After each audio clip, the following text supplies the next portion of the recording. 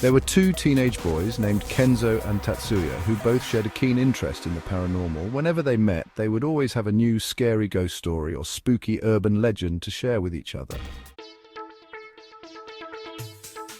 One day, Tatsuya was browsing on the internet when he came across a website that had a lot of Japanese urban legends. He read a story about a certain suspension bridge that was located close to his home. The website had plenty of pictures of the bridge and the surrounding area. As he read the legend associated with the bridge, Tatsuya knew his friend would be interested. The next time he met Kenzo, he told him about the bridge. It was an old suspension bridge that crossed over a deep gorge. For some inexplicable reason, it was known as a spot that was notorious for suicides. Every year, at least 20 or 30 people would throw themselves off the bridge and plunge to their deaths. Nobody could explain why. They said that the spot was haunted by the ghosts of all the people who had committed suicide there.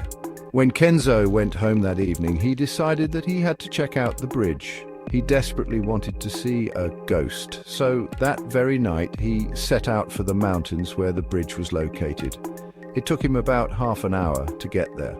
It was almost midnight when he arrived at the bridge, and there was not a single person around. It was dark and deathly quiet.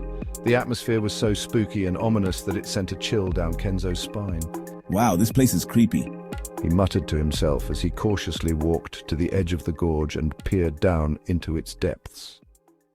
He began thinking about all of the people who had thrown themselves down into the inky blackness. The thought of it made his hair stand on end. It was so fascinating that he felt compelled to tell his friend Tatsuya about it, so he pulled out his cell phone to call him. However, since he was high up in the mountains, he couldn't get any reception. Looking around, Kenzo noticed a solitary phone booth standing nearby. He went inside, put some coins in the slot, and dialed Tatsuya's number, Kenzo, as Kenzo. "Hello, Tatsuya? Guess where I am right now? I'm at the suspension bridge you told me about. The view is amazing. You've got to come up here and see it sometime." Tatsuya, as Tatsuya? "Yeah, I'd like to. I saw all the pictures on the website." "Wait a second. What number are you calling me from?" "Kenzo, as Kenzo." "Oh, I couldn't get any reception on my mobile, so I'm calling from the payphone up here." Tatsuya, as Tatsuya. "Payphone? There's no payphone up there. I would have seen it in the pictures." "Kenzo, as Kenzo. What are you talking about?" "I'm standing in the phone booth right at the entrance to the bridge." Hold on, I'd better go. There's a line of people outside waiting to use the phone. I'll call you when I get back home." As soon as he said this, Tatsuya shouted, "Tatsuya, as Tatsuya. No, Kenzo, don't get out of the phone booth. I know that place. I'll be right there in 30 minutes. Whatever you do, don't move." Kenzo, as Kenzo. "What's wrong?" Tatsuya, as Tatsuya. Just promise me you'll stay where you are.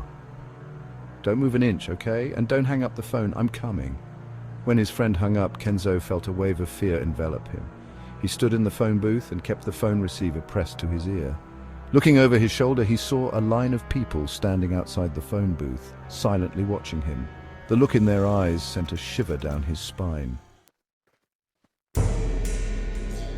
Half an hour later, when Tatsuya arrived at the suspension bridge, he found his friend standing at the very edge of the gorge. He was holding his cell phone against his ear. There was no phone booth and no line of people waiting to use the phone. If he had moved an inch, he would have fallen off the edge and plunged to his death.